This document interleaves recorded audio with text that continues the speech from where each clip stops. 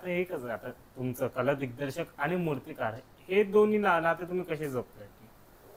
बघा, मूर्तिकारांबरोबर आता तुम्हाला सांगू ना, आता मी पहिलं नाव घेईन खातू साहेबांचं, विजय खातू, ज्यांच्याबरोबर मी गणेश गल्लीत काम करत होतो. त्यांची जी मूर्ती होती किंवा त्यांचे जे स्केचेस होते ते ते कोणाला दाखवायचे नाहीत कधी. मला वाटतं सिद्धेशच बनवायचं, त्या स्केच सिद्धेश पण मारायचा, त्या स्केच किंवा सिद्धेशच बनवायचं की ते असं ते होतं ते, पण ते दाखवायचे नाहीत कोणाला. गणेश गल्लीत तर ते निश्चित दाखवायचे नाहीत. पण मी एकमेव माणूस असा होतो की मला ते दाखवायचं आणि आम्ही दोघं सोबत बसायचो आणि आम्ही डिस्कशन करायचो की गल्लीतला गणपती आहे आणि त्याचं आपण कसं काय करायचं. चांगलं ट्युनिंग होतं. इव्हन तो चिंतामणीसाठी पण आमचं तसंच होतं. का चिंतामणीच्या बाप्पासाठी काय करणार आहे, तर मग ते मला सांगायचे आपण हे करतोय आणि तुम्ही त्या हिशोबाने तुम्ही निघा. इव्हन तो आम्ही प्लॅन पण केला होता चिंतामणीच्या शताब्दीसाठी, पण माहीत नाही शेवटी ईश्वरी याच्या पुढे कोणाचं काय चालत नाही. ते पण विचारे म्हणजे मनाला लागणाऱ्या गोष्टी आहेत ते पण ह्या जगात राहिले नाहीत आणि मी ते काम करू शकलो नाही कर्मधर्म संयोगाने. पण ते म्हणतात ना, त्या आयुष्यातल्या आठवणी बनून राहिल्या त्या. तर ते ट्युनिंग बनवायसाठी कसं आहे माहिती आहे, पहिला तर आपला इगो मारावा लागेल. मी कला दिग्दर्शक आहेत, माझ्याकडे मातीकाम करणारे 15 माणसं आहेत, म्हणजे मूर्त्या बनवतात. वर्षभर माझ्यासाठी फिल्मच्या कामासाठी, ॲडच्या कामासाठी, बाकी कामांसाठी जी माझ्याकडे मातीकाम करतात ते पण मूर्तिकार आहेत. ती मंडळी पण मातीत काम करतात, मातीत हात घालून. म्हणून ही जी मूर्तिकार मंडळी आहे गणपतीची, तर मी त्यांच्यावरती वर चढून बोलीन असं नाही आहे. कारण हे लक्षात घ्या की गणेश पंडालमध्ये मंडपामध्ये मूर्तिकाराचं नाव माझ्या नावाच्या वर असतं. कारण तिथे महत्त्व कोणाला आहे, त्या आयडलला आहे, त्या मूर्तीला आहे. तिथे मूर्तिकार मोठा आहे, तर तिथे मला नमलं पाहिजे ना, की मी ह्या युगात गेलं पाहिजे का माझ्याकडे तर 15 मातीकाम करणारे असेच आहेत, तर मी कशाला यांच्याशी बोलू. हे तुम्हाला जर ऐकायचं असेल तर तुम्ही कोणाला, म्हणजे सिद्धेशपासून घेऊन, रेश्मापासून घेऊन, कुणाल पाटीलपासून घेऊन, हे जेवढे मूर्तिकार आहेत, इव्हन तो कांबळे साहेब, कोणाला विचारा, अमन विधाते कधी तुमच्यासमोर अशी मान वर करून बोलतो का? कधीच नाही. ते मित्र आहेत आणि उलट माझ्याहून मोठे कलाकार आहेत, ते हाताचे कलाकार आहेत. ही लोक, मी मंडळी त्याच्यात जगते, मातीत जगते ही मंडळी. मी आहे, मी करतो, पण माझ्याकडे तेवढा वेळच नाही आहे. मला असं आहे की माझ्याकडे आत्ताच म्हणते मी 200 माणसं आहेत, तर मला या सगळ्यांबरोबरच राहायचं आहे. मी स्वतः पेंटर आहे, मी स्वतः कार्पेंटर आहे, मी स्वतः टायपिस्ट आहे, मी स्वतः मोल्डिंग डिझायनिंग करतो, मी सगळे तुमचे डाय मार्किंग करू शकतो. कारण मी हेच खातो आणि हेच जगतो 45 वर्ष. पण आज पण मी हे सांगतो की मी माझ्या म्हणजे सक्सेस म्हणण्यापेक्षा मी जिथे पण आहे, जसा पण आहे थोडा मोठा, तो मला असं वाटतं की मी जमिनीवर आहे. म्हणून माझी मुलं आज जेवढी वर्ष माझ्याकडे काम करत आहेत ती सगळी माझ्याकडे तशीच आहेत. आणि त्या सगळ्या मुलांना मी हेच सांगेन, जा माझ्याकडनं तर आशीर्वाद घेऊन जा. प्रत्येक जे पण ज्यांच्या गुरुकडे आहात ना, तुम्ही स्वतः तर तुम्हाला तुमचं विश्व बनवायचंच आहे हो. तुम्हाला तिथे पुजायचं नाही एका ठिकाणी, तुम्ही तिथे शिका, तुमचं विश्व उभं करा. तुमच्याबरोबर आम्ही उभे राहणार. पण तुम्ही जेव्हा तिथून निघताना तेव्हा प्रेमाने निघा. काहीतरी गडबड करून नका निघू. मदत मागा, दादा मी उभा राहतोय, मी माझं हे काम करतोय. अशी आहेत 8-10 मुलं आज माझ्या हाताखालनं गेलेले. कमीत कमी सांगतो तुम्हाला 15 तरी कला दिग्दर्शक आज इंडस्ट्रीमध्ये सक्सेस आहेत. कोण वेब सिरीज करते, कोण पिक्चर करते, कोण काय करतायत, कोण लग्नाची कामं करते आहेत, सगळे आहेत बिचारे. आज तर सगळ्यांसाठी मी गुरु आहे, पण माझ्यासाठी मी अजून शिष्यच आहे. मी नाही त्या स्थळावरती जाऊ शकत. आणि म्हणून मी तुम्हाला हे सांगू इच्छितो, आवर्जून सांगू इच्छितो की तुम्ही ज्या पण गुरूंकडे आहात, ज्या मूर्तिकाराकडे तुम्ही मातीकाम करताय, ज्या कला दिग्दर्शकाकडे तुम्ही ही कुठचीही कामं करताय, असिस्टंट आर्ट डायरेक्शनमध्ये करताय, जे काही करताय, तर तिथून निघताना त्यांचे आशीर्वाद घेऊन निघा. चांगले वाईट असतात, ते सगळे चांगलेच असतात असं नाही. मी चांगलाच आहे असं मी म्हणणारच नाही. कदाचित मीही वाईट आहे, मीही माझ्या असिस्टंट्सना शिव्या वगैरे देतोय. कधी कधी मागे पुढे होते पेमेंट पण. कारण कसं आहे, जर फिल्मची पेमेंट आलीच नाही तर आपल्याला दुसरा प्रोजेक्ट मिळून त्याच्यात जरासा प्रॉफिट होत नाही, तोपर्यंत पेमेंट माझीच होत नाही, तर मी कुठून करू. तर हे उन्हाळा पावसाळ्यात लागला ह्या बिझनेसमध्ये, आहेच, ह्याला कोणीच काय नाही करू शकत.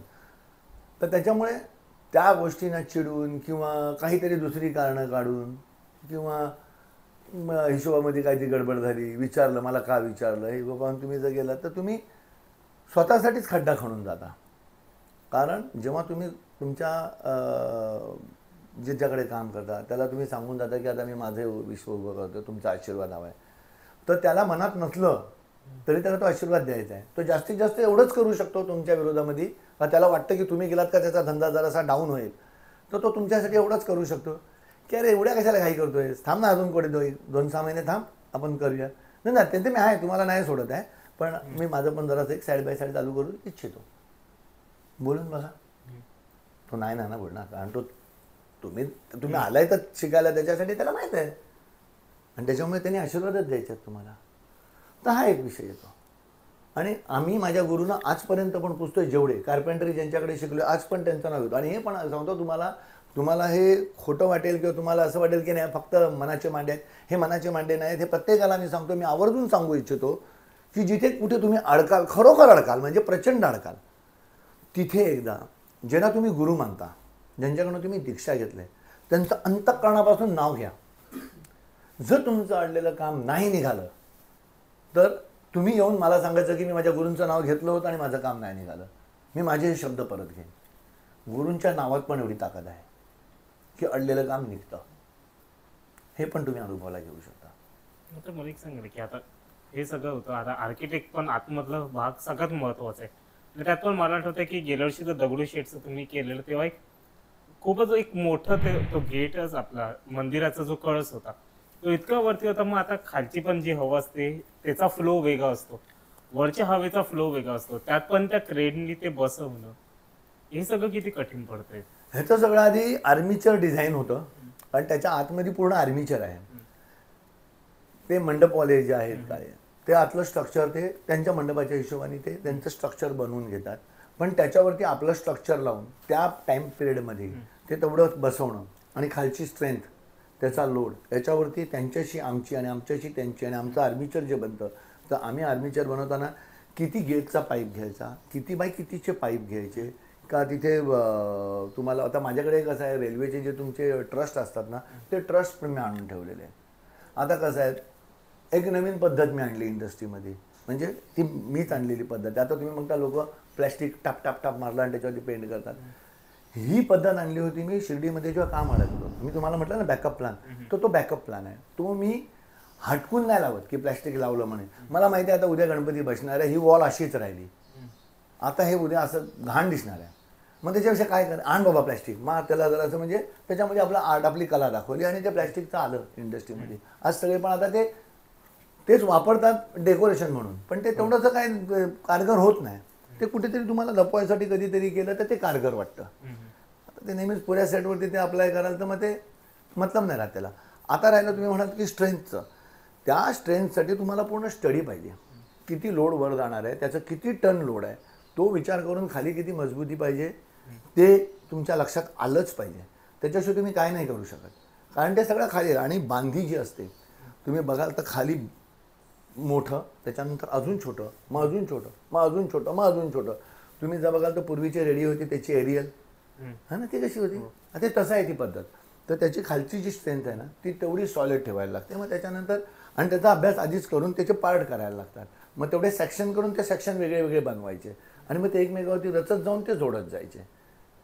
असं केलं तरच तो तेवढा वर जाणार. आणि त्याच्यात पण कसं आहे, जर तुम्ही विड्थ आणखीन त्याची डेप्थ तेवढी ठेवलीत हाईटच्या हिशोबाने, तर मग तुम्हाला त्याला तेवढ्या सपोर्टची गरज नाही लागत.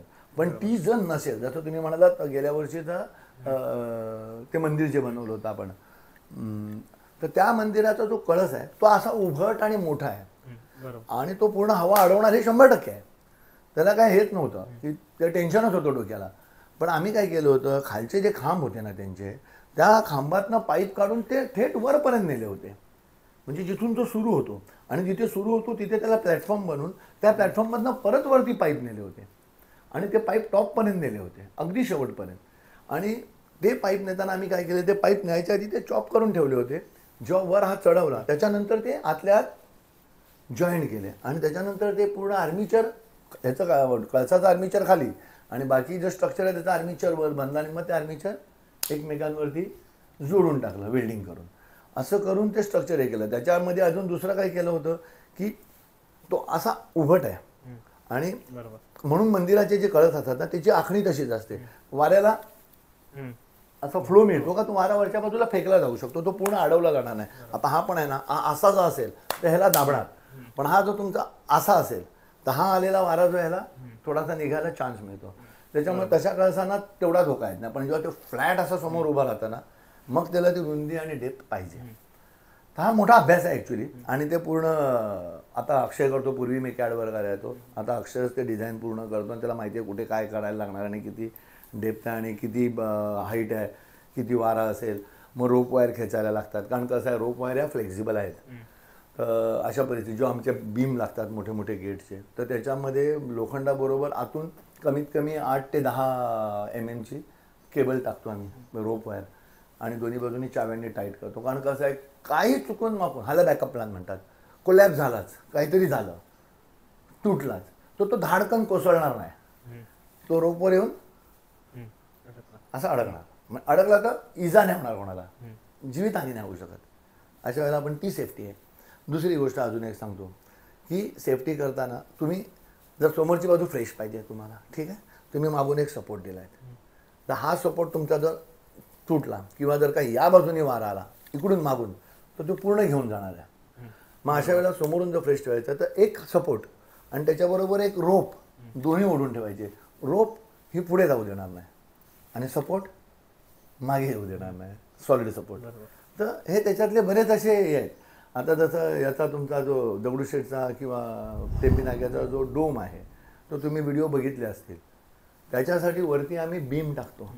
कारण ते मला वाटतं जवळजवळ 3.5-4 टनचा तो वरचा घुमट आहे याचा, देवीच्या डोक्यावरचा, बाप्पाच्या डोक्यावरचा. तर त्याच्यासाठी 6 चेन पुली लागतात. त्याच्यासाठी वरती ट्रस टाकतो, त्या ट्रसला 6 पुली करून खाली फिनिश करतो. वर फिनिश करायला गेलं ते जुळलं जात नाही. आणि तेच बऱ्याच वर्षापासून मी बघत होतो, बाकी लोकांचं ते होत होतं. पण मी त्याच्यासाठी मग तीच टेक्निक चालू केली की खाली तो फिनिश करायचा आणि मग 6 कप्पी पुल्लीने तो फिनिश झालेला आरामात वर घेऊन जायचा. आपल्या सेटच्या पण थोडंसं वरच न्यायचा, खालचा सेट फिनिश करायचा आणि त्याला मग वरती अलगद ठेवून द्यायचा. चेन केलं तो झालेला. आता हे सगळं गणपती नवरात्राचं झालं, पण त्याच्यानंतर अजून एक मोठं म्हणजे ते साई मंदिराचं काम शिर्डीचं. आता कसं असतं गणपती आणि नवरात्री ह्याच्यामध्ये एक हे असतं मूर्तिकारांचं आणि ओरड, ह्याच्यामध्ये कसं तुमचं डोकं लागतंय. आता हे गणपतीच्या ह्याच्यामध्ये मूर्तिकार समजा एक स्केच दिला किंवा काय, ह्या दोनपेक्षा हे किती वेगळं काम पडतंय. बघा कामामध्ये कसं आहे माहिती, आता तुम्हाला सांगतो, यावर्षी आता 6 देवीची कामं केली आहेत. आता 6 देवीची कामं, गेल्या वर्षी 18 ते 20 गणपतीची कामं, 7-8 देवीची कामं, अशी दरवर्षी. आता 40 वर्षामध्ये जर तुम्ही गुणाल तेवढ्या डिझाईन झाले. तर म्हणूनच ही स्पेशालिटी जी असते ती देवानी दिलेली असते, ती आपलं काही नसतं. त्याच्यासाठी तुम्ही कलाकारच असायला पाहिजे आणि उपजत तुमच्याकडे ते. कारण ते कसं आहे, एक कलाकार असा पण असतो का तुम्ही एक झाड कापलेत, उपटून टाकलेत, त्याची जी मुळं इकडे तिकडे पसरले आहेत, तर जो बाकी सर्वसामान्य जातो तर म्हणतं काय झाडाची मुळं पडले, पण तो एक कलाकार जातो ना, तो कार्पेंटर आपले किंवा गावातले पांचाळ आहेत ती लोक अशी किंवा त्या ह्याच्यातला तो बघतो की अरे ह्या मुळामध्ये मला मगर पण दिसते, अरे त्या मुळामध्ये मला एक चेहरा पण. मग तो चॉप करतो, कापतो, साफ करतो आणि घरामध्ये तुम्ही शोपीस बघता बनवलेले, पण ते बघायची नजर त्याच्याकडे आहे, ते सगळ्यांकडे नाही आहे. तर आमचं पण तसंच आहे. कसं आहे माहिती आहे, एखाद्या वेळेला आता माहिती आहे आता हा गणपतीची मूर्ती अशी आहे किंवा तशी नाही, चला आता बाबांचं हे काम करायचं आहे. आता ह्या वर्षीचं सांगतो, यावर्षी आम्ही आता तिथे समुद्र मंथन केलं. तर साईरत्न आमचे विलास महाडिक आहेत, ज्यांनी साई चरित्रामध्ये जे लाईन ड्रॉइंग्स केलेले आहेत, तर त्यांनी अशी प्रतिमा पण दिलेली. तर त्यांचा अट्टास होता की शंकरावरती आपण काहीतरी करूया आणि आपल्याला मोठी मूर्ती शंकराची लावायची. जी ती मूर्ती ॲक्च्युअली ठेवलेली आहे ती याचीच मूर्ती आहे, कुणाल पाटीलचीच मूर्ती आहे. ती आपण गणेश गलीच्या गेटवर लावली होती, ती त्यांना आवडली होती. तर म्हणे आता ही मूर्ती आपण लावायची, ती विष प्राशन करतानाची मूर्ती. तर हां चला आपण हे लावूया. आता आपल्याकडे काय आहे मटेरियल, अरे आपण ते 14 स्वप्न जैन लोकांची कामं करतो, ते त्याचं मटेरियल आपल्याकडे थोडं आहे.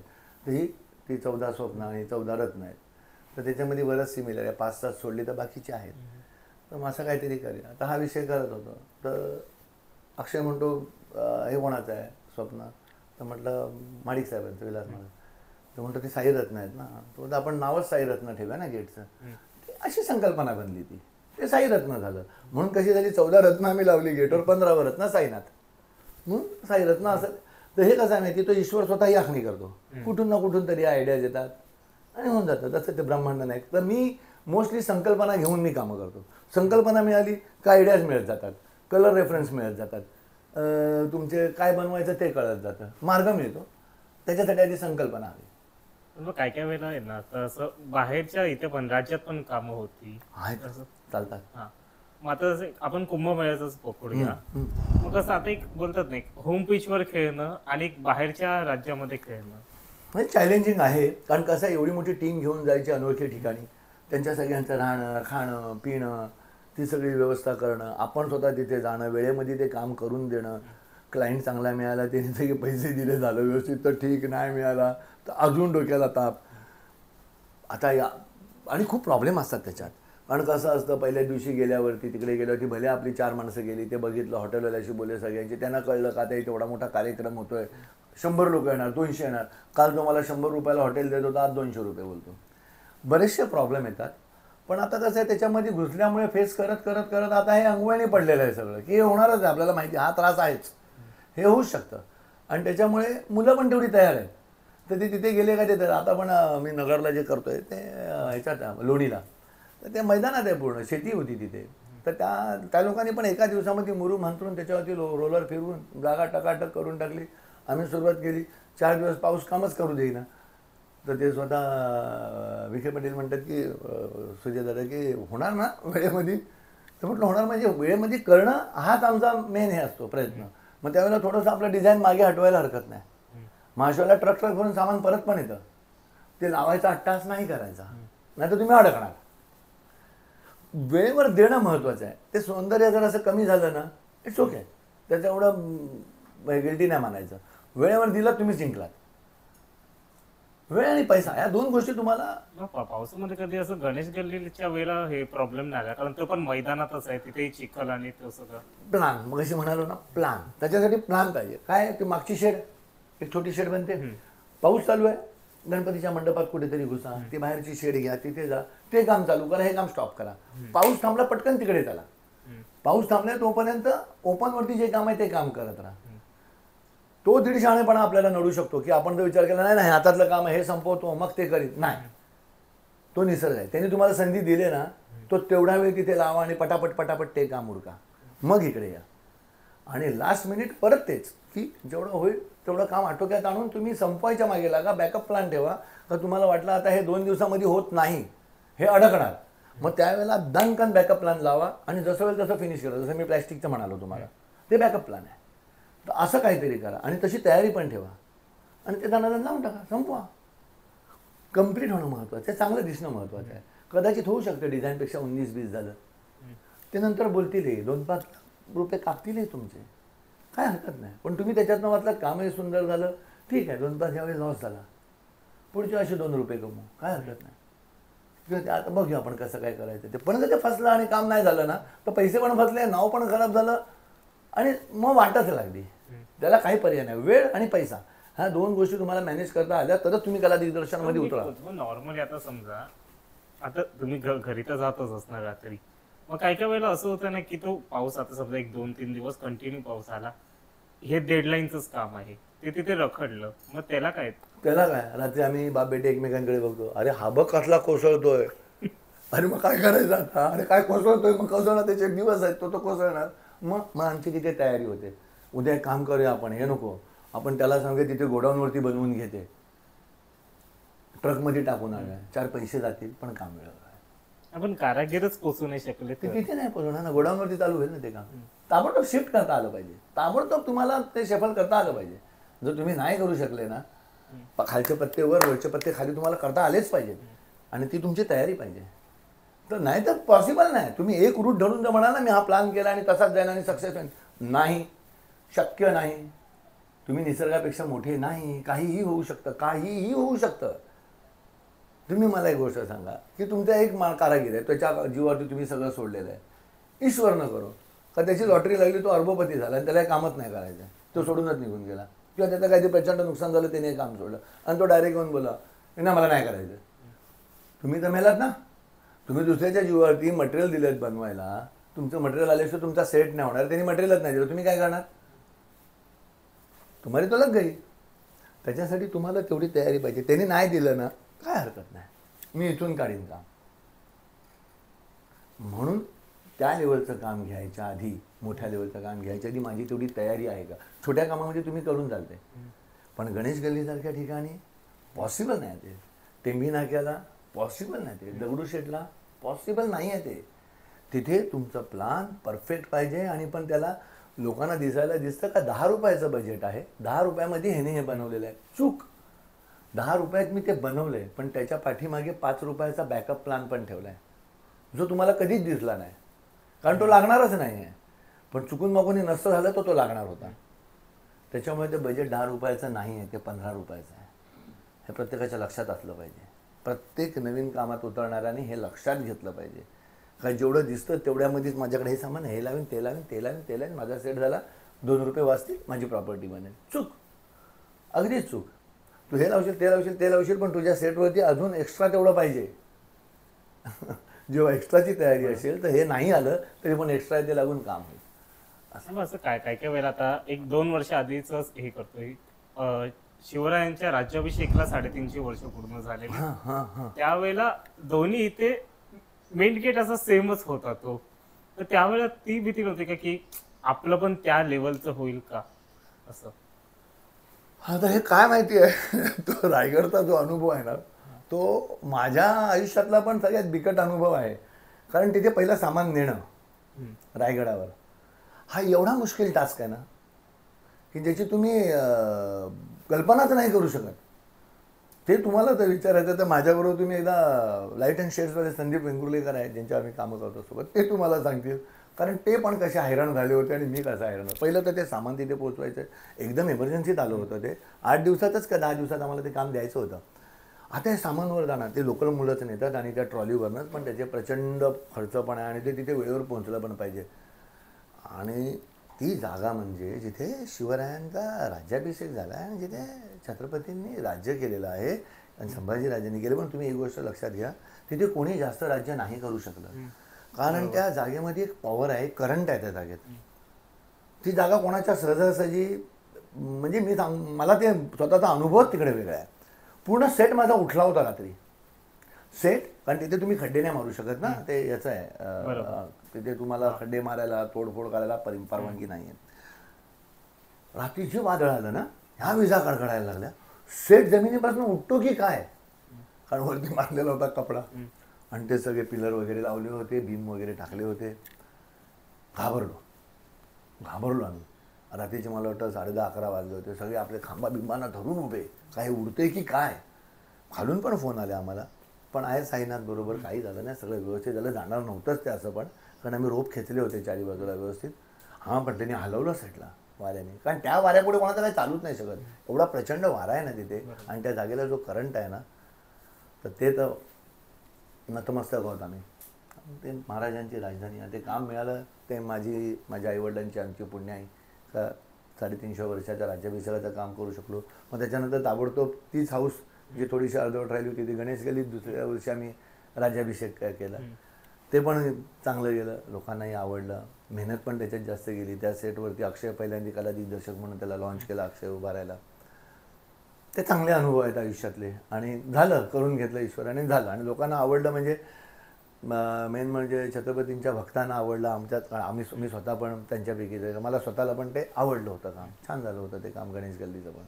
आणि महाराजांचं मी स्पेशली ते लिपी केलं होतं आतलं महाराजांचं, जे, कारण ते किती तोळ्याचं सोन्याचं ते आहे ना, 52 किलो सोन्याचं ते सिंहासन आहे, म्हणून आम्ही लिपी करून ते सोन्याचं बनवलं होतं. चांगले अनुभव आहेत त्या आयुष्यातले, चांगल्या आठवणी आहेत. आता इतके वर्ष आम्ही तुम्हाला काम बघतोय सगळं, पण या वर्षी मिस केलं, त्याचं कारण काय होतं? तर कसं आहे, दिसलो नाही असं नाही आहे, आपण त्याच्यात होतो आणि असणार, आपण राहणार नाही. कारण कसं आहे, स्वतः राहू नाही शकत हो, ती तहान आहे आमची स्वतःची तहान आहे. कला आणि कला दिग्दर्शन ही तहान आहे माझी. मी त्याच्याशिवाय जगू नाही शकत. माझ्या आयुष्यातली सगळ्यात मोठी उपलब्धी आणि माझ्या आयुष्याचं ध्येयच ते आहे. तर यावर्षी असं होतं ना की थोडासा गेल्या वर्षी डाऊन आलो होतो मी. म्हणजे कामं तर केली सगळी, पण फायनान्शियली मीच नाही, मूर्तिकार का आणि सगळे फायनान्शियली सगळ्यांना प्रॉब्लेम होतात, फेस करायला लागतात. कारण मंडळाच्या बजेटमध्ये नाही संपू शकलो तर लॉस, मंडळाने पैसे कापले तर लॉस, लेबरने त्रास दिला तर लॉस, पाऊस जास्त पडला तर लॉस. म्हणजे लॉस होण्यासाठी तर एवढ्या मार्ग आहेत, पण प्रॉफिट होण्यासाठी एकच मार्ग आहे, तुमचा परफेक्ट केलेला प्लॅन, आणि त्या प्लॅनमध्ये परफेक्ट सगळं उतरलं तर प्लॅन जरा चाललं तुम्ही लॉसमध्ये गेला. आणि त्यात मंडळाने पैसे बुडवले म्हणण्यापेक्षा नाही दिले, किंवा कमीच बजेटमध्ये आपण घेतलो आणि नंतर अडकलो, तर त्याच्यानंतर मग तो फार ओढत राहायला लागतो. ते त्रास होतो नंतर, कारण फॅमिली पण आहे ना शेवटी.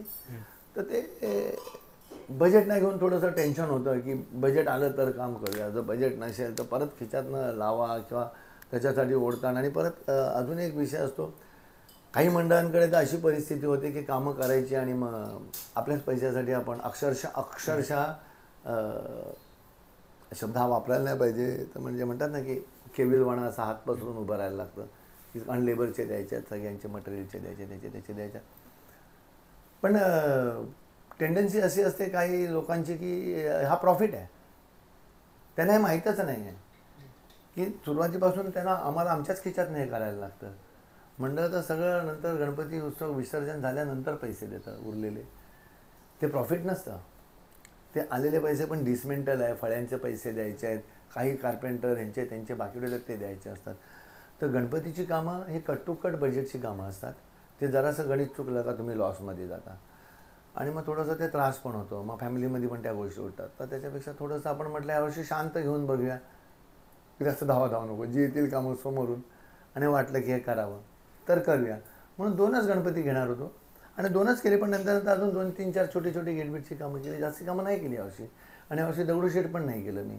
यावर्षी मी गणेश गल्लीला पण नव्हतोच, कारण ते टेंडरचं काम हे होतं ना. आणि टेंडर तर जग जाहीर आहे का, मी घेऊ नाही शकत, मला घ्यायचं नाही असं नाही आहे, हा माज आहे असं नाही आहे. मी तुम्हाला एक गोष्ट सांगतो, माझ्या हाताखाली 4 मुलं शिकत आहेत. त्या शिकलेल्या मुलांनी जर का तिथे टेंडर भरलं आहे, माझ्या हाताखाली शिकलेल्या मुलांनी किंवा माझ्या मुलांनीच भरलं आहे टेंडर, मी त्याच्यासमोर टेंडर भरणं योग्य आहे का तुम्हाला वाटतं का? नाही, शक्य नाही. कारण ते टेंडर जिंकलो तरी मी चाललो आहे आणि हरलो तर अजूनच नालास्ती आहे. तर मी टेंडरमध्ये आता ह्या वयात कुठे उतरू, रिटायरमेंट आली माझी 1-2 वर्षामध्ये, आता मी टेंडरमध्ये नाही उतरू शकत. आणि विनंती करीन मी सगळ्या मंडळांना, जर का असे टेंडरिंग असेल तर मग त्यांनी त्या टेंडरिंगला तसं न्याय द्यावा. मग ते तसेच म्हणजे ज्यांना ठरवलं तर सगळ्यांमध्ये बघून मग ते कामं त्यांनाच गेलं पाहिजे.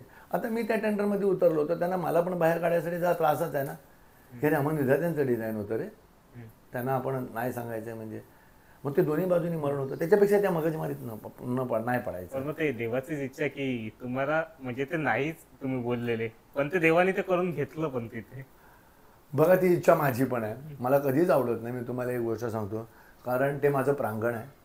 गणेश गल्ली आणि अमन विधाते हे माझ्यासाठी तरी मी सांगतो, तो एक हे झालेलं आहे, काय म्हणतात ते नावं जुळली गेलेली आहेत एकमेकाबरोबर. जसं आता टेंबी नाक्याबरोबर माझं नाव जुळलं गेलं, तसंच गणेश गल्लीबरोबर माझं नाव जुळलेलं आहे. तर त्या कामावरती माझं वैयक्तिक लक्ष पण असतं, हे कबूल करतो की जेव्हा ते काम चालू असतं, जेही कोणी करतात तर माझं तिथे वैयक्तिक लक्ष असतं की काय बनवत आहेत, कसं बनवत आहेत, त्यांना बनवायला पाहिजे योग्य आणि ते चांगलं झालं पाहिजे. इवन तो मीडियाचा प्लॅटफॉर्म आहे किंवा लोक ज्याच्यावरनं जाणार आहेत त्या प्लॅटफॉर्मची स्ट्रेंथ बरोबर असेल की नाही, कारण दुसरा जो करतो. कारण मला माहिती आहे त्याच्यावरती किती लोक जातात आणि ते किती टेन्शन आणि किती डेंजर काम आहे ते. कारण शेवटी काही जीवांचा, काही लोकांचा, मंडळाच्या प्रेस्टिजचा, आमच्या आयुष्याचा, आमच्या करिअरचा एक छोटासा काहीतरी इन्सिडेंट होणं, ईश्वर नको कधी व्हावं, चुकून माकून कोण हटकून करत नाही, ॲक्सिडेंट तर होतातच. पण तो एक छोटासा इन्सिडेंट आमचं 45 वर्षाचं करिअर, माझं, माझ्या मुलांकडे आमचं सगळं अस्तित्व उद्ध्वस्त करू शकतो. याची कल्पना प्रत्येकाने केली पाहिजे. एका सेटवर होणारा छोटासा ॲक्सिडेंट एका कला दिग्दर्शकाचं आयुष्य संपू शकतो, आयुष्यातनं उठवू शकतो. अरे ह्याच्या सेटवर संपला गणित, व्हायरल झालं तर तुम्ही तर कुठे तोंड दाखवायला पण राहणार नाही. म्हणजे काय काळजी घ्यावी लागत असेल, काय लेवलची, ते तुम्ही विचार करा. तर त्यामुळे ती कामं घेताना एवढे सगळं प्रेशर सांभाळताना परत अजून फायनान्शियली आणखीन वेळेच्या सगळं समीकरण जुळवताना ते तसं थोडंसं कठीणच असतं. तर बजेट वाईज तर ते कधीच जात नाही, बजेट वाईज तर कधीच जात नाही. तर या सगळ्या गोष्टींना म्हटलं की आपण तेवढी धावाधाव करण्याची गरज नाही, जे समोरून येतील ती कामं करायची. आणि म्हणून यावर्षी तसं ठरवून बसलं होतं. आणि बाप्पाची कृपा आणि मंडळाला पण मी धन्यवाद देईन का त्यांनी तेवढ्या ह्याच्यात पण मलाच आठवण केली का नाही तुम्ही या आणि करा. तर कदाचित त्या गणाऱ्याची इच्छा होती की तू कसा बाहेर असेल तू ये पण, आणि मला ते त्यांनी काम करायला लावलं. आणि आय एम रिअली हॅपी का ते झालं सक्सेस, लोकांनाही आवडलं आणि मंडळांनाही चांगली साथ दिली मला. त्यांनी कुठेही मला हे नाही केलं. आम्ही तर इवन हे पण मी कबूल करतो का बजेटचा कुठे विषयच नाही झाला. मी त्यांना सांगितलं का ह्याच्या आधी मी असं जे करायचा प्रयत्न केला त्याचे एवढे एवढे झाले होते, पण मला किमान एवढे मिळावेत अशी माझी अपेक्षा आहे. नाही मिळाला तरी हरकत नाही, पण त्यांनी 1 रुपया इकडे तिकडे न करता जी माझी अपेक्षा होती ती अपेक्षा त्यांनी फुलफिल केली. तेही खुश झाले, मीही खुश होतो. मला आवडलं की ते झालं काम. आणि त्या कामाने एक परत म्हणजे अमोलदा ते कुठेच नाही आहे, तो कुठेतरी दिसला परत फील्डमध्ये. आता त्या कामामध्ये पण तेवढ्या लवकर होण्यामागे पण काही गोष्टी आहेत. आज मार्केटमध्ये जे मटेरियल आहे त्या मटेरियलकडे जर तुम्ही बघाल, पूर्वी असं नव्हतं. पूर्वी आता का प्लॅस्टरचे डाय मारायचे आहेत, ते करायचं आहे, काम चाललं आहे. आता तसं नाही. आता बऱ्याच गोष्टी आलेल्या आहेत. जसं कुठे काय राहूनच गेलं डिझायनिंगचं काम, तर हेडलॉन आहे, रबर आहे, कितीतरी मीडिया अवेलेबल आहे की बाबा ह्या माध्यमातून ते ह्या माध्यमातून, त्या माध्यमातून ते त्या माध्यमातून काम कंप्लीट होऊ शकतं तुमचं. आता तुम्ही बघा लालबागचा राजाचा गेट, तो मला वाटतं तुझं पूर्ण कामच ते रबरचं होतं. तर ते थर्मोकोल मागे पडत चालला, पण त्याची जागा आता घेत दुसरे मटेरियल मार्केटमध्ये आले आणि त्याच्यामुळे कसे शॉर्टकट आले. नाही तुम्ही मूर्ती बसवू शकत एखाद्या ठिकाणी, छोटी मोठी मूर्ती, चला ठीक आहे सनबोर्डवरती कटआउट बनवा, कटआउट लावून टाकू, किंवा हिटलॉनमध्ये काहीतरी घासून बनवून एखाद्या अटेचा बोलून ते करून घेऊ, असे निघू शकतं काम. आणि आता तसं काम नाही अडायला पाहिजे. काम अडतं आहे तर त्याच्यामागे 2 गोष्टी निश्चित आहेत. एक तर तुमचा अभ्यास कमी पडला आहे किंवा तुम्ही आळशीपणा केला आहे.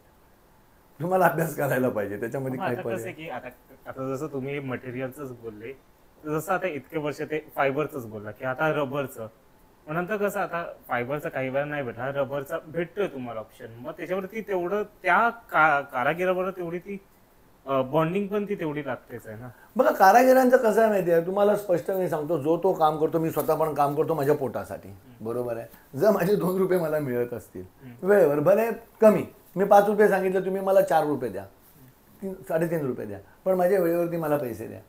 मी का नाही तुमच्यासाठी काम करणार हो, मला तर काम पाहिजे ना. पण जर माझे पैसेच मला नाही मिळाले तर कारागिरांचं पण तसंच आहे. आज माझ्याबरोबर ती माणसं आहेत, ह्याचा अर्थ स्पष्ट कोणी कितीही सांगू द्या. जर 30-40 वर्षाची माणसं जर माझ्याबरोबर अजूनही काम करतायत, त्या मुलांचं माझ्यावरती अजून प्रेम आहे, तर ते उपाशी राहतात म्हणून तर माझ्याबरोबर नाहीत ना, माझ्याबरोबर त्यांची घरंही चाललं आहे. हे सगळं कसं आहे, हे सगळ्यांचं एक समीकरण आहे. मी त्यांच्या जीवावर जेवतो, माझ्या जीवावर ते नाही जेवत. ती मंडळी जर कामं करतील ना तर माझं पोट भरेल. ते माझ्यासाठी कामं करतात. मी थोडी सेटवरती जाऊन स्वतः एवढे खेळ ठोकत बसणार आहे. ते कार्पेंटर आहेत, ते लेबर आहेत, ते हेल्पर आहेत, हाताला लागतात, हात फाटतात, मशिनरी चालल्या आहेत, खिळे घुसतात पायात, 1 ना 2 फार त्रास आहे. पण तरी ते माझ्यासाठी, त्या देवासाठी, आपल्या पोटापाण्यासाठी काम करतात. तर एकमेका सहाय्य करू, अवघे धरू सुपंत, असा हा बिझनेस आहे. आणि हा करायचा म्हणजे मी तर अक्षयला सांगतो अजिबात नको याच्यात येऊस, फार टेन्शन आहे, फार ताप आहे रे बाबा डोक्याचं. पण कलाकार आहे, काय करताय ते तिकडेच वळणार, ते वळणाचं पाणी वळणावरच जाणार, तुम्ही काय नाही करू शकत. एक शेवटचा पण माझा जवळचाच प्रश्न, वेद शतकाची काही पूर्वतयारी? बघा आता तुम्ही हा फार मोठा प्रश्न काढलेला आहे. असंच झालं होतं माझं चिंतामणीच्या बाबतीत. काय असतं माहिती आहे मंडळांची, मी तिकडेच नाही म्हणत, मी इकडेही म्हणतोय. तिकडे गणेश गली पण शताब्दीकडे चालले आहे, इकडे 50वं वर्ष टेंबी नाक्याला पण येणार आहे. बघा ह्याच्यामध्ये कसं आहे माहिती आहे, आपण सगळे उत्साहामध्ये जगतो. लोक उत्साहामध्ये जगतो, खास करून आपला मराठी माणूस.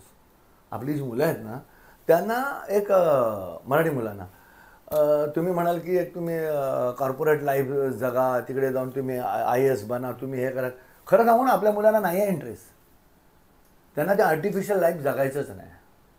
लोक नावं ठेवतात, मला नाही माहिती, अरे त्याचा मुलगा बघ काय झाला, ह्याचा मुलगा बघ काय झाला, तो किती जगला ते त्याला विचारा. मला मान्य आहे ते मोठे मोठे झाले, करोडपती झाले, अरबपती, पैशाने श्रीमंत झाले. माझा मराठी माणूस मनाने श्रीमंत आहे. ही मुलं जगतात आनंदात. तुम्हाला वाटतं ढोलताशा, अहो ते ढोलताशात जगतात. जगणं महत्त्वाचं आहे, पैसा जमवणं महत्त्वाचं नाही असं मला वाटतं. कदाचित माझं मत चुकीचं आहे, चुकीचं आहे तर चुकीचं आहे. जगणं महत्त्वाचं आहे. प्रत्येक आलेला क्षण माणसाने जगला पाहिजे. जो आनंद क्षण जगलो तो वसूल. जो क्षण टेन्शनमध्येच गेला, यार IAS बनायच्या चक्करमध्ये अर्धच आयुष्यात निघून गेलं. 34 वर्षी लग्न केलं, त्याच्यानंतर मुलाबाळांना कसं सांभाळायचं, फ्लॅटची स्वप्न बघत संपलं. झाला मोठा, तो करोडपती झाला. कोण अमेरिकेला आहे, कोण कुठे आहे, अरबोत आहे, कुठच्या मोठ्या मोठ्या गाड्या घेऊन फिरत आहेत.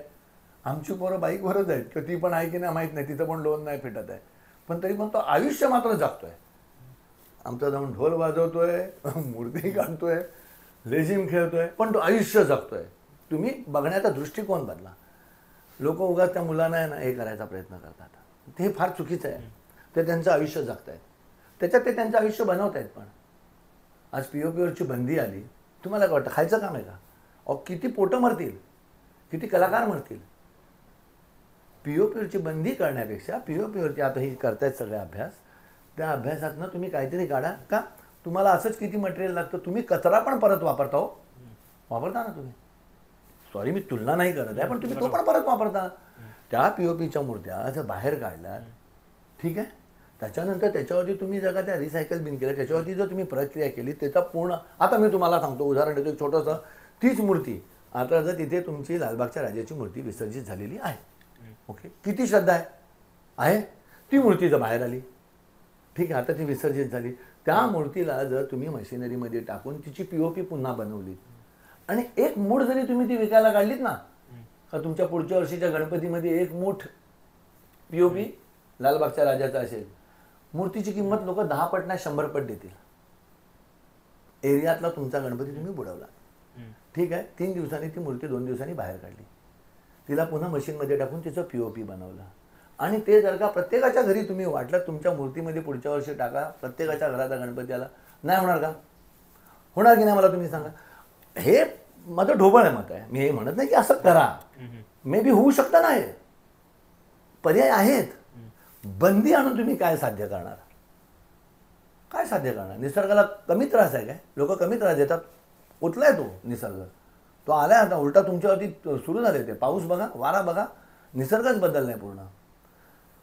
मला नाही पटत. म्हणजे बंदी ठीक आहे, पर्यावरणासाठी तुम्ही करता योग्य आहे, मी नाही म्हणत नाही, पण त्या मूर्त्या परत पीओपीच्यात बाहेर येतील आणि होतील ना, त्याचं काम करता येईल ना. कलाकारांची पोटं जाणार कुठे? आम्ही सगळे आम्ही पोटं भरणार कुठे? मग आर्ट कॉलेज आधी बंद करावे लागतील हो. आमचे धंदे जर सगळे असे बंद करायचे तर तुम्हाला आर्ट कॉलेज लॉक करावे लागतील. जाणार कुठे मुलं आर्ट कॉलेजमध्ये शिकून येऊन? ह्यांच्या रोजीरोटीचं काय? तिथे कोण लक्ष देणार? असे सगळे विषय एकामध्ये अडकलेले आहेत. मी परत त्याच प्रश्नावर येतं, कारण मला त्या प्रश्नाचं अजून उत्तर नाही भेटलं. काय शताब्दीची काय तयारी? का मला तुम्ही बघा काय माहिती, शताब्दीला आता मी स्पष्ट बोलतो जरा, शताब्दीला मंडळांची जी एक्सपेक्टेशन असतात ना, ते एवढे हाय असतात ना की त्या एक्सपेक्टेशनवरती आपण उतरू की नाही ते आपल्याला माहिती आहे. आणि तुम्ही किती टोकाचं काम केलं ना तरी त्याच्यामध्ये ना त्रुटी निघणार. पण तुमची तयारी आहे का? माझी तयारी, मी घाबरतो. मी बाकी सगळं कशाला आजपर्यंत आयुष्यात घाबरलो नाही, पण अशी जी शताब्दीची कामं वगैरे आहेत ना, ह्याच्यासाठी ते थोडंसं काय माहिती आहे, मी माझ्याकडनं पूर्ण प्रयत्न करणार, मी माझ्या टोकाचं काम पण करून देणार. मला हे पण माहिती आहे लोकांना आवडेल, पण ते 100% लोकांना आवडेल हे नाही सांगू शकत, आणि ती मनात भीती राहते. त्यामुळे कसं आहे माहिती आहे, आता जी व्यक्ती आपल्याबरोबर नेहमी काम करते ती आपल्यासाठी यूज टू होऊन जाते हो. हां आपलाच आहे ना, हे काय असं आहे नेहमीच आहे, पण तो लहान गेल्यावरती कळतं. जशी माझी आईच घ्या, ती येते तेव्हा आई थांब ग, पण आज ती नाही आहे ना, तर त्याच्यावर मोठी कमी कुठे का जाणवतात. आज तिचा मायाचा हात नाही आहे सोबत. तर जगातली कुठची वस्तू जी तुमच्याकडे आहे, तुमचा मोबाईल तुमच्यासोबत आता तर इथे तुम्ही कुठे टाकून द्या, पण 2 मिनिटं तो हरवू द्या, बघा काय होतं. अरे मोबाईल, अरे कुठे गेला मोबाईल? हे पण त्या भीतीवर ओव्हरकम करायला नाही आहे, बघ आलं तर करणारच आहे ना. पण तसंच होत आले माझ्याबरोबर. आणि जसं चिंतामणीला पण आम्ही करणार होतो, मी आणि खातू साहेब आम्ही करणार होतो, विजय खातू, आणि दोघं आम्ही चांगलं ट्युनिंग बनवलं होतं, आम्ही पूर्ण प्लॅन केलं होतं, जे मंडळालाही माहिती आहे. पण ते नाही आपलं झालं. तर ते प्लॅन करून परत फसलं का उगाच कशाला गडबड करायची ना. तर ते आल्यावरती त्याच्याबद्दल बोलू. स्वप्न तर बघितलेलीच असतात, कोण नाही बघत, स्वप्नावरतीच माणूस जगतो, मीही बघतोय. आता टेंबी नाका पण आहे, त्यांचं पण 1 वर्षामध्ये आहे, तिथे पण 50 आहे त्यांचं. तर माहीत नाही मला, कारण ते जर तरच्या गोष्टी आहेत, तर त्याच्यावरती आताच मी काहीतरी व्यक्त होऊ ते तितकंसं योग्य नाही ना. कारण कसं आहे, नवीन नवीन मुलं येत आहेत, ते पण उभे राहत आहेत, प्रत्येकाला संधी मिळाली पाहिजे. कदाचित त्यांना मंडळाचे कॉल आहेत, ते मी आता तुमच्यासमोर मोठ्या मोठ्या बड्या बाता मारून जाऊ आणि नंतर पता चला की फोन दुसराच करतोय. तर त्याच्यापेक्षा जर आलं तर स्वागतार्ह, आणि त्याच्यासाठी आपली पराकोटीचे प्रयत्न असतील. नाही आलं तर आपल्या शुभेच्छा आहेत. कुठे का असं तसं ह्या वर्षी उभा राहिलो, तसं त्यांनी कुठे कोपऱ्यात जरी बोलवलं तरी बाप्पाच्या सेवेला आपण कधी हजर आहे. त्याच्यामध्ये पैशाचा आणि इगोचा कुठे विषयच नाही आहे.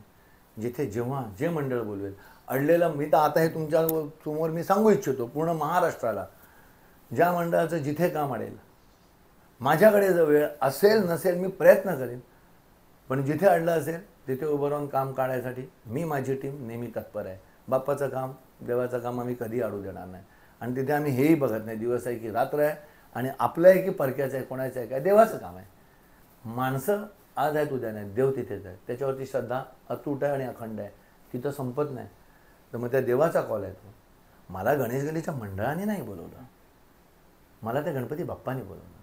त्याच्या आवाजाला नाही बोलायची तुमची आमची ताकद आहे का? असंच असतं ते. जे काम अडलं ते बाप्पाचं अडलं होतं. मंडळ काम करतं, मंडळ त्याच्यासाठी काम करतं आणि मी पण त्याच्यासाठी काम करतो, असंच आहे ते. आता कुठच्या मंडळाने बोलवलं, त्यांनी मला नाही बोलवलं म्हणून मी फुगून बसणार, ह्या मंडळाने मला काम नाही दिलं म्हणून, हा विषयच नाही आहे. ते त्यांचे कॉल आहेत, मंडळाने घेतलेलं डिसिजन आहे, ते सगळ्यांवरती आहे. त्यांनी डिसिजन घेतलं, डिसिजन त्यांचं आहे. त्यांनी नाही बोलवलं, त्यांनी बोलवलं गेलो, असंच आहे ते. त्याच्यामध्ये रुसवे फुगे कसले? आलं तर निश्चित करणार, तुमच्या अशा प्रश्नाचं उत्तर देतो. आलं तर निश्चितच करणार, पराकोटीचा प्रयत्न करीन सुंदर करण्याचा. पण शेवटी यश अपयश त्या गणपती बाप्पाच्याच चरणी अर्पण आहे. आता काय ते माहीत नाही मला, कारण आपण आपले प्रयत्न करतो, आपण आपल्या आखण्या करत जातो, आपण मनोरे बांधत जातो, पण शेवटी काय घडणार ते ईश्वरच सांगतो. जशी मुंबईच्या राजाची इच्छा तशी त्या मुंबईच्या राजाची इच्छा. खरंच ठीक आहे दादा. नाही, कारण त्या गणपतीमुळे माझी ओळख आहे, मी हे कबूल करतो की गणेश उत्सवामध्ये त्या गणपतीमुळे माझी ओळख आहे. मी आणि माझी बायको त्या बाप्पाच्या दर्शनाला गेलो होतो. हा तुम्हाला किस्सा सांगतो. मी त्या बाप्पाच्या दर्शनाला गेलो होतो आणि कपडे लावले होते. बाहेर मला वाटतं काहीतरी मोठा देखावा केला होता, पण बाप्पाजवळ कपडे लावले होते, मागून बॅकग्राऊंड वगैरे पेंटिंग केलं होतं. तर म्हणजे बायकोने मला प्रश्न केला की एवढं बाहेर सगळे केले, पण बाप्पाच्या मेन इथे बघ ना नव्हते पडलं. बोलो आपण जर केलं ना तर आपण ते इथे सजवू. आता हे मला माहीत नाही, कारण गर्दी एवढी असते, त्यांचे प्रॉब्लेम पण खूप. ते नंतर कळलं मला का आपण एकदम वॉलला टच असतो, साईडला असतो ते. पण बघा, 1 वर्ष मध्ये गेलं, त्याच्या पुढच्या वर्षी बाप्पाचं काम माझ्याकडे आलं ते. आणि ते पहिलं वर्ष होतं जेव्हा मी त्या गणपती बाप्पाची आराम सजवली आतमध्ये. ओ रिश्ताही बन गया फिर. आणि तो माझा नवस पूर्ण झाला. एका अर्थी मी नवसच केला ना, बाप्पाच्या समोर उभं राहून बोला जेव्हा माझ्याकडे काम येईल तेव्हा मी हे करेन.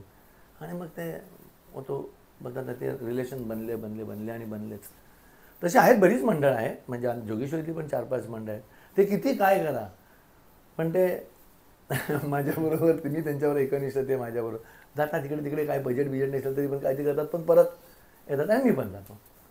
पण आपलं बघा ते तसं नाही आहे. आता एखादी गोष्ट ह्या वर्षी तुम्हाला मला घ्यायचं होतं, तुम्ही मला घेतलं, पुढच्या वर्षी तुम्हाला कोणतरी अजून कोणाला ते ट्राय करायचं होतं त्याला घेतलं, परत मला घेतलं नाही, त्यात काय मोठंच आहे, असं काही नाही आहे ना. आज गणेश गल्लीमध्ये मला वाटतं मध्ये 3-4 गॅप आहेत. मला एकंदरीत ह्याच्यामध्ये मला वाटतं माझा जो फ्लो आहे 2000 किती मला माझं पण लक्षात नाही, पण मला वाटतं 3 वेळेला मला गॅप मिळाला आहे.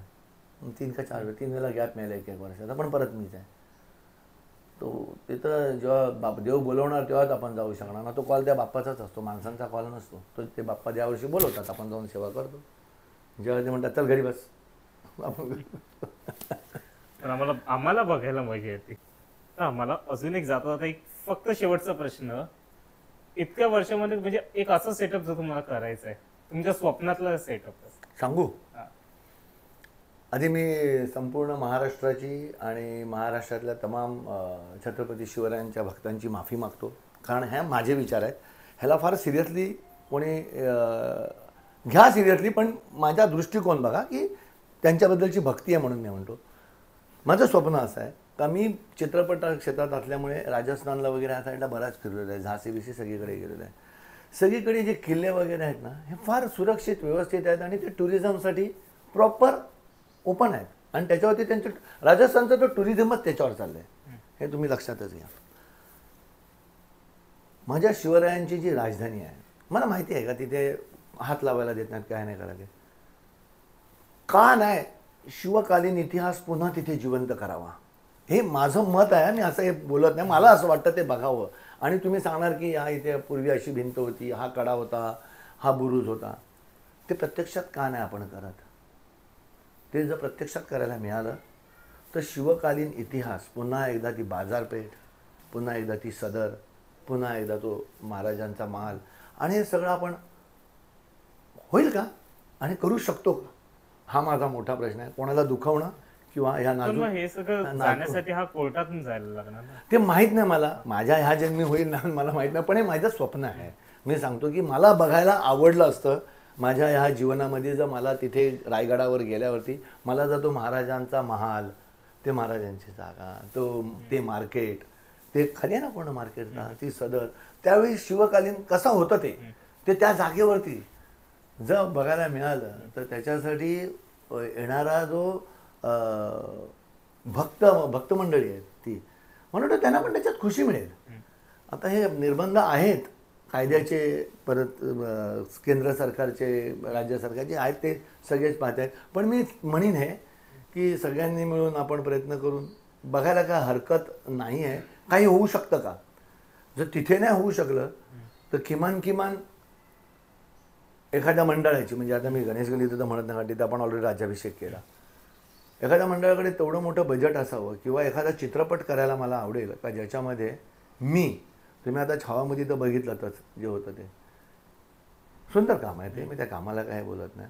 पण जर बाहुबलीसारखं अननोन कॅरेक्टर AI आणखीन टेक्नॉलॉजीला वापरून एवढ्या हाय लेवलला नेऊ शकतो, तर शिवराय काय लेवलला नेऊ शकतो आपण. मी काय बोलतो आता काही वेळेला मग ती भीती नाही वाटत का? कारण आता छावामधलं जसं तुम्ही बोलला त्याच्यामधला तो एक ह्याचा लेजिमचा सीन होता, त्या लेजिमच्या सीन वरून भरपूर हे झालेलं, वाद झाले. बघा एक गोष्ट सांगू मी तुम्हाला, परत एकदा सांगतो, हे विचाराचे प्रवाह आहेत लोकांचे.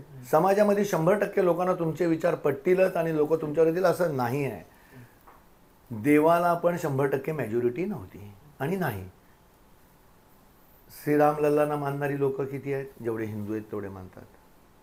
जीसस क्राइस्टला मानणारी किती आहेत? जेवढे ख्रिश्चन आहेत तेवढे मानतात. तर देवालाही एक 100% मॅज्युरिटी नाही हो. तुम्हाला कुठून मिळणार आहे?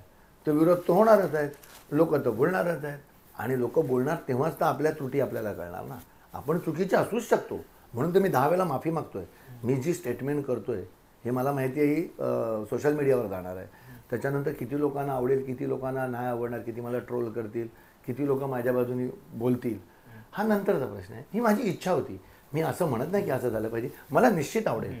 मला तो रायगड सगळा तो म्हणजे तो सीन माझ्यासमोर येतो. ते सगळं म्हणजे असं ते असं असावं मला असं वाटतं. आणि ते करण्याची संधी जर मिळाली तर अरे आयुष्याचं स्वप्न साकार झालं म्हणेन. ते स्वप्न आहे माझं. तिथे नाही मिळालं तर कुठे ते सेट म्हणून. पण मे बी यस असं व्हायला पाहिजे असं मला वाटतं. बाकी पुढे तर बरीच मोठी मोठी लोकं आहेत ज्यांनी त्याच्यावरती अभ्यास केलेला आहे, तपश्चर्या केलेल्या आहेत, आपले आयुष्य लावून टाकलेलं आहे.